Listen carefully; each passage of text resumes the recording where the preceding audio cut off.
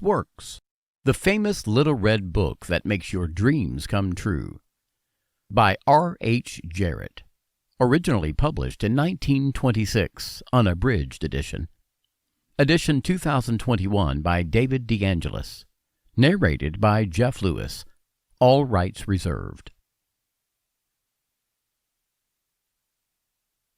The author sent the manuscript of this book for criticism to a friend, who returned it with the notation, "It works." This judgment, born of experience, was adopted as the title of the book. If you know what you want, you can have it. The man who wrote this book is highly successful and widely known for his generosity and helpful spirit. He gives full credit for all that he has accomplished in mastering circumstances, accumulating wealth, and winning friends to the silent working out of the simple, powerful truth which he tells of in his work. He shows you here an easy, open road to a larger, happier life. Knowing that the greatest good comes from helping others without expecting praise, the author of this work has requested that his name be omitted. What is the real secret of obtaining desirable possessions? Are some people born under a lucky star or other charm, which enables them to have all that which seems so desirable? And if not, what is the cause of the difference in conditions under which men live? Many years ago, feeling there must be a logical answer to this question, I decided to find out, if possible, what it was. I found the answer to my own satisfaction, and for years have given the information to others who have used it successfully.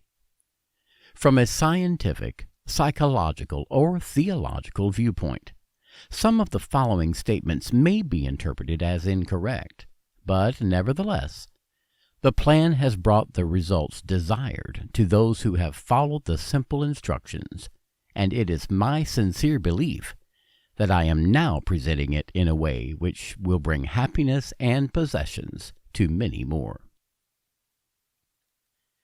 If wishes were horses, beggars would ride, is the attitude taken by the average man and woman in regard to possessions. They are not aware of the power so near that it is overlooked, so simple in operation that it is difficult to conceive, and so sure in results that it is not made use of consciously or recognized as the cause of failure of success. "Gee, I wish that were mine," is the outburst of Jimmy, the office boy, as a new red roadster goes by.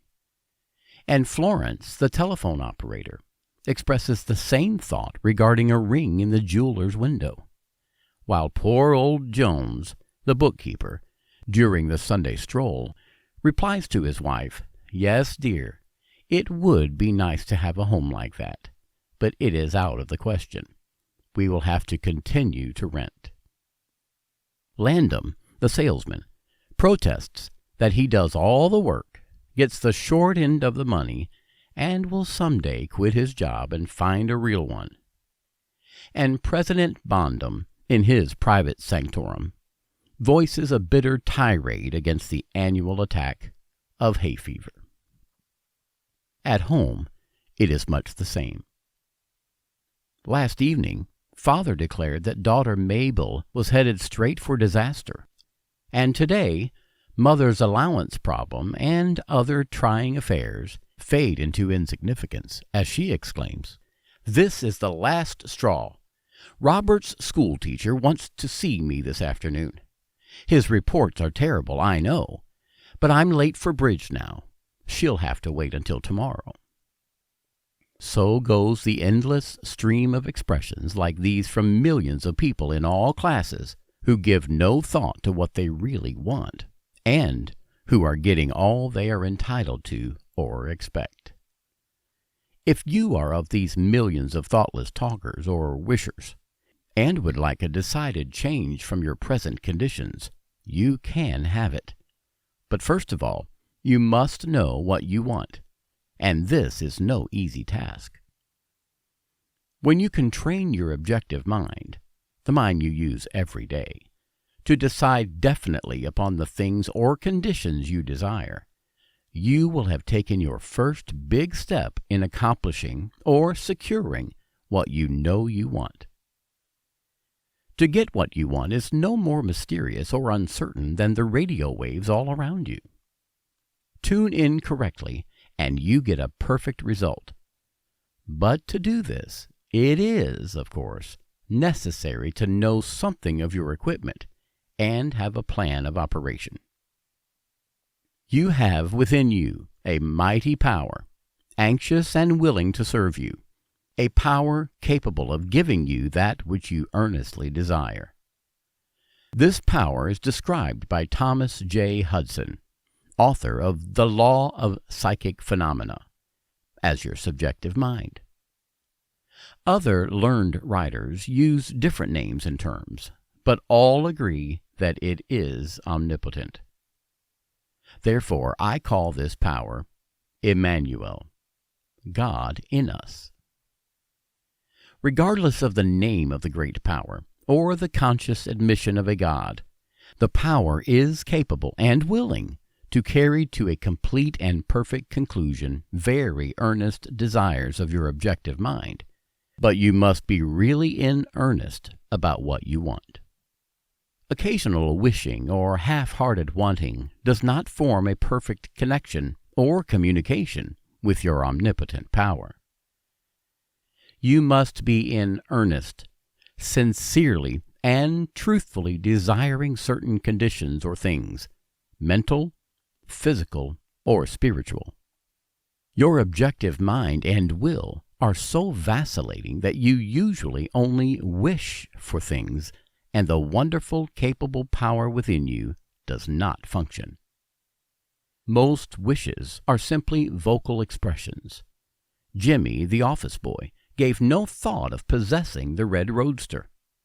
Landum, the salesman, was not thinking of any other job, or even thinking at all. President Bondum knew he had hay fever and was expecting it. Father's business was quite successful, and Mother, no doubt, brought home first prize from the bridge party that day. But they had no fixed idea of what they really wanted their children to accomplish, and were actually helping to bring about the unhappy conditions which existed. If you are in earnest about changing your present conditions, here is a concise, definite, restful plan with rules, explanations, and suggestions. The plan.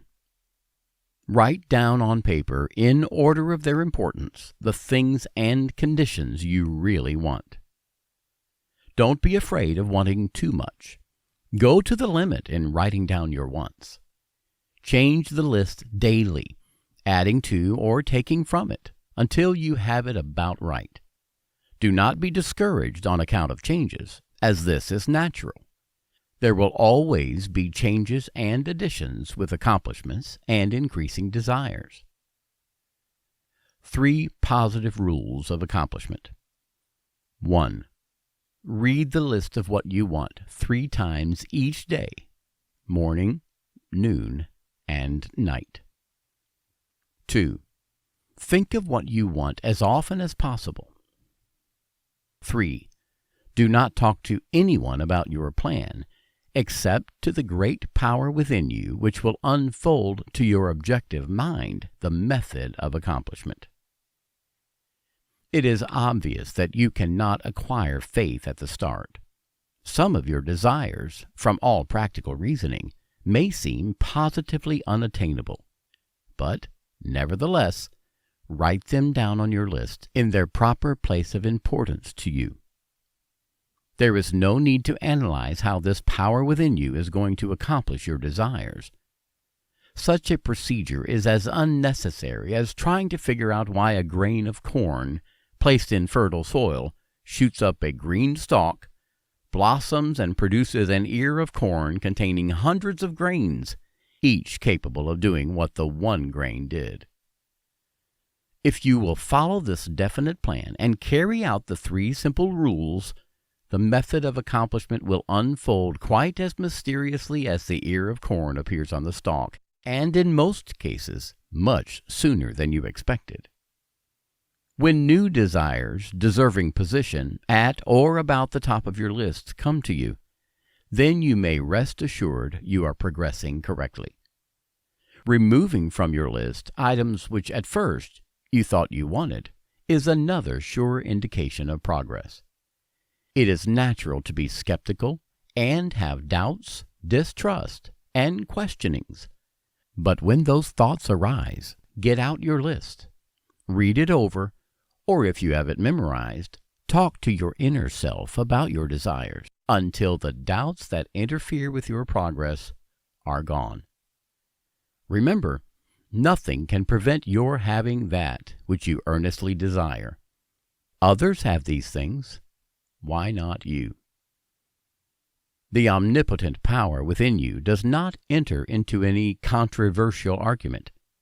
It is waiting and willing to serve when you are ready.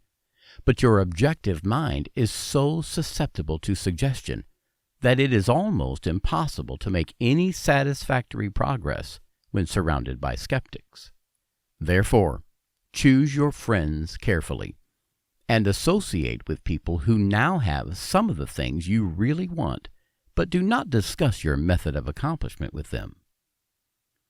Put down on your list of wants and such material things as money, home, automobile, or whatever it may be, but do not stop there. Be more definite. If you want an automobile, decide what kind, style, price, color, and all the other details, including when you want it. If you want a home, plan the structure, grounds, and furnishings. Decide on a location and cost. If you want money, write down the amount. If you want to break a record in your business, put it down. It may be a sales record. If so, write out the total, the date required, then the number of items you must sell to make it. Also list your prospects and put after each name the sum expected. This may seem very foolish at first, but you can never realize your desires if you do not know positively and in detail what you want and why and when you want it. If you cannot decide this, you are not in earnest. You must be definite, and when you are, results will be surprising and almost unbelievable. A natural and ancient enemy will no doubt appear when you get your first taste of accomplishment. This enemy is discredit, in form of such thoughts as, "It can't be possible. It just happened to be. What a remarkable coincidence." When such thoughts occur, give thanks and assert credit to your omnipotent power for the accomplishment. By doing this, you gain assurance and more accomplishment, and in time, prove to yourself that there is a law which actually works, at all times, when you are in tune with it. Sincere and earnest thanks cannot be given without gratitude, and it is impossible to be thankful and grateful without being happy. Therefore, when you are thanking your greatest and best friend, your omnipotent power, for the gifts received, do so with all your soul, and let it be reflected in your face. The power and what it does is beyond understanding. Do not try to understand it, but accept the accomplishment with thankfulness, happiness, and strengthened faith. Caution.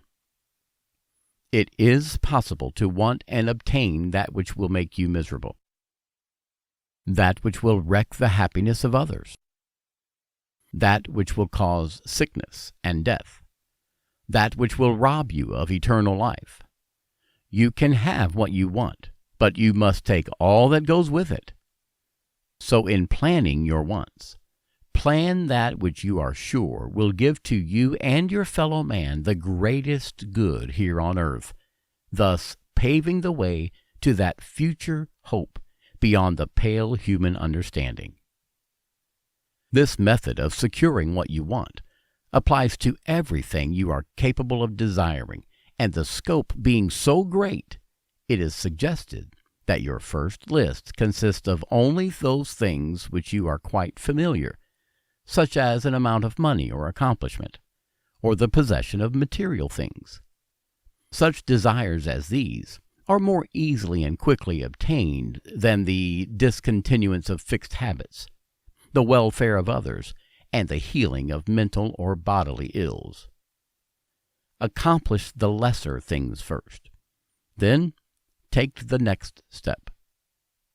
And when that is accomplished, you will seek the higher and really important objectives in life.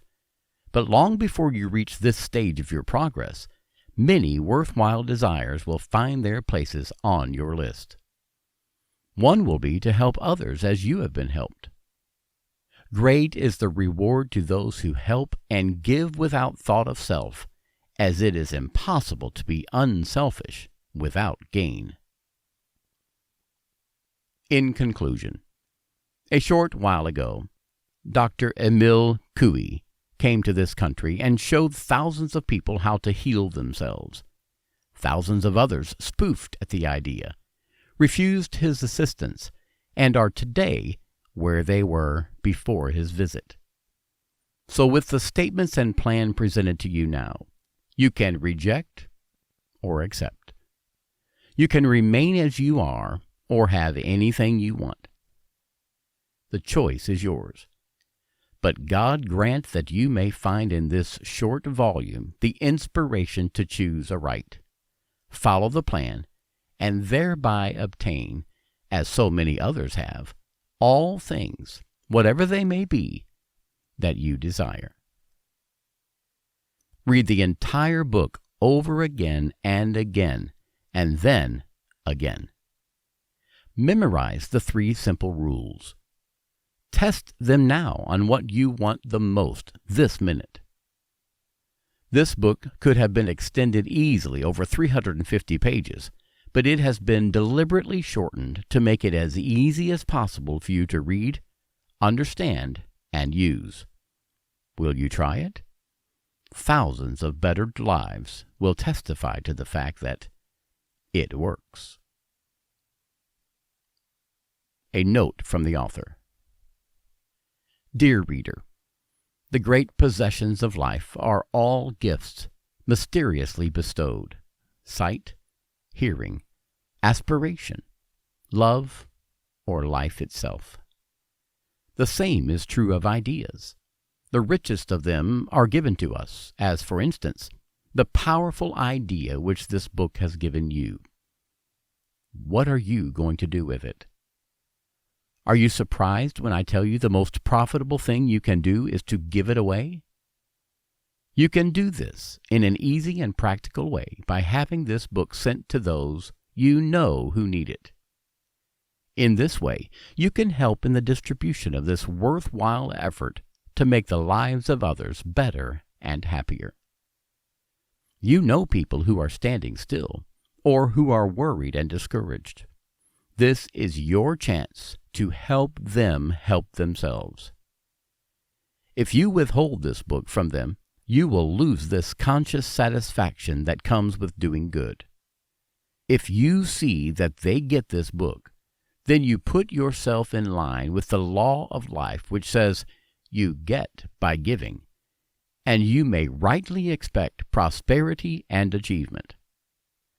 At the very least, you will have inner sense of having done a good deed, with no hope of being openly thanked, and your reward will come secretly in added power and larger life. The author.